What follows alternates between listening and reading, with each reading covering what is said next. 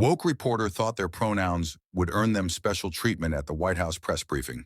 But Karoline Leavitt, the unyielding press secretary, was about to deliver a lesson in reality that would leave the entire room speechless. Karoline Leavitt, the newly appointed press secretary under President Trump's administration, stood at the podium, ready to address a room full of journalists. Known for her sharp tongue and unwavering loyalty to the administration's principles, Leavitt had already made a name for herself as a no-nonsense communicator. But on this particular day, a single question from a reporter would ignite a firestorm of controversy that no one saw coming. The briefing began, as most do, with journalists raising their hands, eager to press the administration on its latest policies. Leavitt called on the first reporter, a veteran correspondent from a major network. "Good afternoon, Press Secretary Leavitt," the reporter said. "I'd like to start with a question about the administration's recent policy on border security. Can you confirm if the new measures will include additional funding for detention facilities?" Leavitt nodded, her expression calm and composed. "Thank you for your question. The administration is committed to securing our borders and ensuring that our immigration system works for Americans first. Yes, there will be additional funding allocated to detention facilities as part of a broader strategy to manage illegal crossings effectively. We're prioritizing safety, security, and the rule of law." Next question. Hands shot up across the room, but Leavitt's eyes landed on a reporter seated in the third row. The reporter stood holding a notepad, their voice steady but laced with a hint of frustration. "Press Secretary Leavitt, I'm Alex Harper with the Progressive Chronicle," they began. "I use they, them pronouns. I emailed your office last week with a question about the administration's stance on transgender athletes in school sports. I never received a reply. Can you explain why your team ignored my inquiry?" A murmur rippled through the room. Leavitt's expression didn't change, but her posture stiffened slightly. She leaned forward, her hands gripping the edges of the podium, and locked eyes with Harper. "I'm glad you brought that up, Alex," Leavitt said, her voice steady but firm. "Let me be very clear. This administration has a policy, and I stand by it. We do not respond to emailed questions from reporters who display their pronouns in their email signatures. It's not personal, it's principle." Harper's eyes widened, their face flushing with a mix of shock and indignation. The other journalists in the room exchanged glances, sensing the tension building. Harper took a step forward, their voice rising. "Excuse me," Harper said. "You're saying you ignored my question because I included my pronouns in my email signature? That's absurd. I'm a journalist trying to do my job, and I deserve a response just like anyone else in this room." Leavitt didn't flinch. She stood her ground, her gaze unwavering as she responded. "You're a journalist, Alex, and I respect that you're here asking questions. But let's get to the root of this. When you put your pronouns in your email signature, you're signaling that you deny biological reality. This administration believes in science, real science.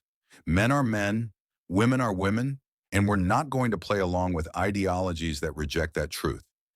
If you can't align with basic facts, how can we trust you to report honestly on anything we say?" The room fell silent for a moment, the weight of Leavitt's words hanging in the air. Harper's jaw tightened, their hands clenching the notepad as they fired back. "That's outrageous," Harper exclaimed. "My pronouns have nothing to do with my ability to report the truth. I'm asking about a policy that affects thousands of young athletes, and you're dismissing me over something as trivial as my email signature? This is discrimination, plain and simple." Leavitt shook her head, a faint smirk tugging at the corner of her mouth. She wasn't backing down. "Discrimination? No, Alex. This is about integrity.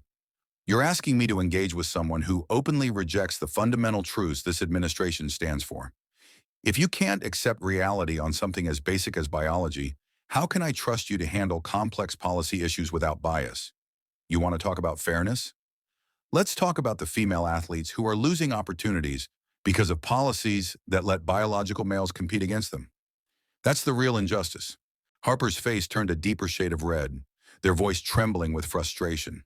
"You're dodging the question. I asked about the administration's stance on transgender athletes, and instead, you're attacking me personally.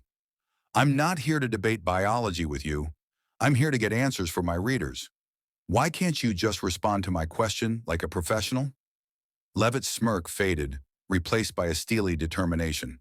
She pointed a finger directly at Harper, her voice cutting through the room like a blade.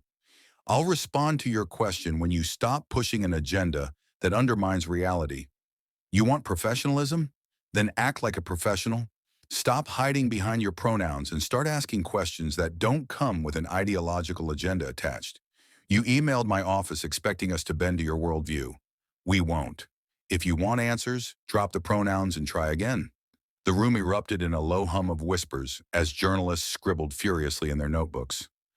Harper stood frozen for a moment, their eyes darting around the room as if searching for support. Finding none, they squared their shoulders and pushed back harder. This is unbelievable, Harper said, their voice shaking with anger. I've been a journalist for 10 years, and I've never been treated like this in a press briefing. You're supposed to represent the American people. All of them. Not just the ones who agree with your narrow-minded views. My readers deserve to know what this administration plans to do about transgender athletes. And I'm not leaving until I get an answer. Leavitt's eyes narrowed, her voice dropping to a dangerously calm tone. Narrow-minded. Let's talk about narrow-minded. You're the one insisting that we all conform to your version of reality, where biology doesn't matter and feelings trump facts. The American people elected President Trump to lead with clarity and strength, not to cater to every woke demand that comes across my desk. You want an answer? Fine.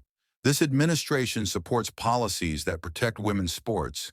We believe competition should be fair, and that means biological males should not be competing against biological females. That's our stance. But don't think for a second that I'm answering because I owe you anything.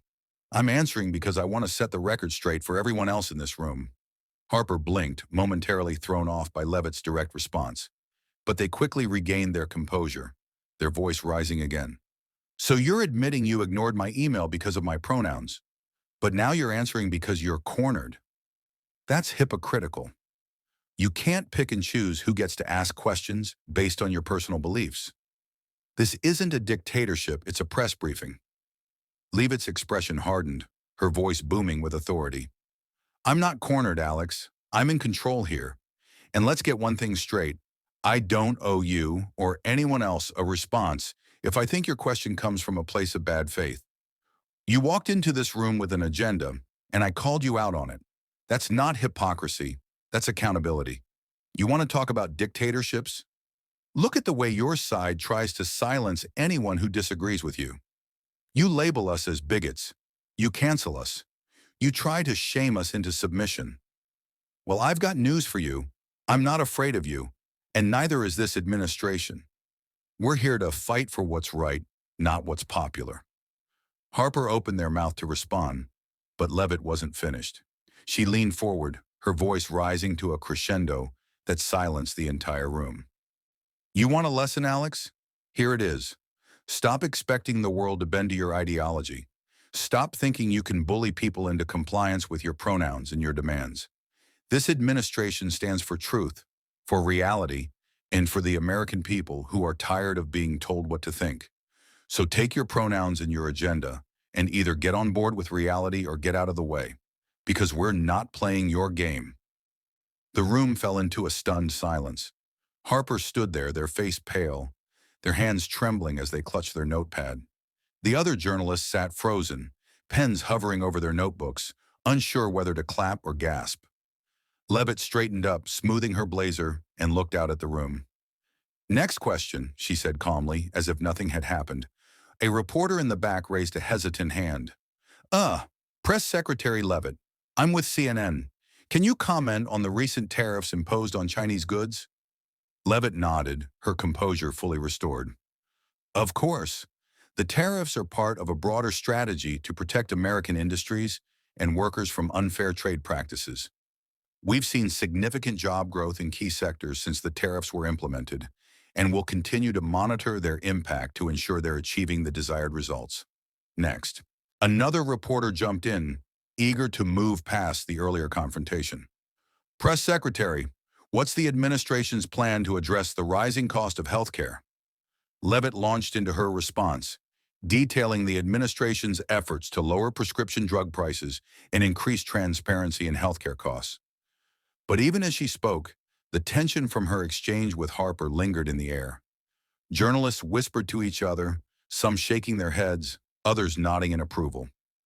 Harper remained standing for a moment longer before quietly taking their seat, their face a mixture of defeat and defiance. The briefing continued for another 20 minutes, with Leavitt fielding questions on everything from foreign policy to infrastructure. But the moment that would dominate the news cycle had already happened. Leavitt's fiery takedown of Harper, her unapologetic defense of the administration's stance, and her refusal to back down had left an indelible mark on everyone in the room. As the briefing wrapped up, Leavitt delivered her closing remarks. Thank you all for your questions. This administration remains committed to serving the American people with honesty and strength. We'll see you at the next briefing. With that, she stepped away from the podium, leaving the journalists to process what they had just witnessed.